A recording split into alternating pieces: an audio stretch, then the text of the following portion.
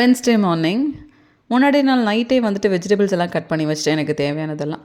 So கார்னை cut பண்ணி வச்சுட்டு அது கூடயே வந்துட்டு எனக்கு வந்து இந்த சக்கரை பூசணிக்காவும் அதுக்கப்புறமா கேரட்டுமே வந்து கட் பண்ணி வச்சுருந்தேன். அது ஸ்டீம் பண்ணி அப்படியே நான் வந்து லைட்டாக ஆயிலில் போட்டு ஃப்ரை பண்ணி சாப்பிட்டுக்கலாம் அப்படின்னு சொல்லிட்டு. ஸோ என்னோடய டயட் ஃபுட்டில் இது மெயின் பார்ட்டாக இருக்குன்னு சொல்லிட்டு இந்த வெஜிடபிள் இன்றைக்கி எடுத்துக்க போகிறேன். ஒரு பாக்ஸ் ஃபுல்லாமே ஆல்மோஸ்ட் வரும். கார்ன் வந்து ஒரு சின்ன பீஸ் தான் எடுத்துப்பேன். அந்த 3 பீஸில் எனக்கு ஒரு பீஸ் எடுத்துப்பேன், அவ்வளோதான்.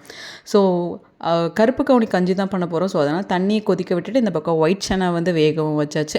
ஸோ வாழைத்தண்டு வந்து ரிமைனிங் மிச்சம் கொஞ்சம் இருந்தது. ஸோ அதையும் ஜூஸ் பண்ணிட்டோம்.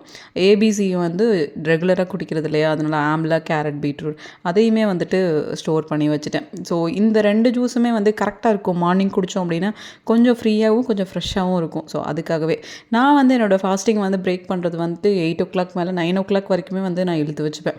ஸோ 9 மேலே சாப்பிட்றதுக்கானால நான் வந்துட்டு ஸ்கூலில் போய் தான் அதை வந்து குடிச்சுப்பேன். நம்ம சுண்டல் எல்லாம் ஸ்ட்ரெயின் பண்ணும்போது அந்த ஸ்ட்ரெயினர்லாம் தேவைப்படுதுக்கு சும்மா அந்த கேஸ்கெட்டை கழட்டிட்டு இந்த மாதிரி சும்மா வெறுமனை கேஸ்கெட் இல்லாமல் லாக் போட்டுட்டு அப்படியே ஸ்ட்ரெயின் பண்ணாலே எல்லா தண்ணியுமே வெளியில் வந்துடும். இதுக்காக ஒரு வடிகட்டிலாம் தேடிட்டு இருக்க தேவையில்லை. ஒரு 7 மினிட்ஸ்லேயே வந்துட்டு நல்லாவே குக் ஆகிடுச்சு. சக்கரை பூசணிக்காய் ரொம்பவே நல்லா குக் ஆகிடுச்சு. பக்கத்துலேயே வந்துட்டு ரைஸுமே வந்துட்டு அந்த கருப்பு கவுனி கஞ்சி தான் இன்றைக்கி லஞ்சுக்கு எடுத்துகிட்டு போகிறேன். ஸோ அதுவுமே குக் ஆகிடுச்சு. இது வந்து லைட்டாக ஆயில் போட்டு சால்ட் போட்டு ஒரு 2 நிமிஷம் வதக்கிட்டு அப்படியே எடுத்துட்டேன். ஏன்னா வெறுமனை சாப்பிட்டா எந்த அளவுக்கு டேஸ்ட்டாக இருக்கும்னு எனக்கு தெரியல.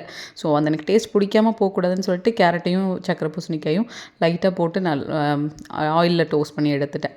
அச்சுக்கு வந்துட்டு கேப்சிகம் போட்டு ஒரு எக் பொரியல் பண்ணியிருந்தேன். அச்சுக்கு ரொம்ப பிடிக்கும் எக் போட்டு எந்த வெஜிடபிள் கொடுத்தாலும் சாப்பிட்டுவான்.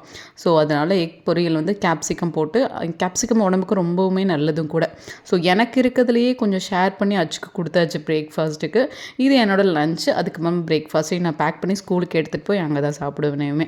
ஒயிட் சனாவுமே கொஞ்சம் நிறையவே வச்சுருந்தேன். ஸோ கொஞ்சம் ப்ரோட்டீன் அதிகமாக கிடைக்கும் அப்படின்னு சொல்லிட்டு முன்னாடி நாளே வந்து ராகி கூழ் ரெடி பண்ணி வச்சுருந்தேன்.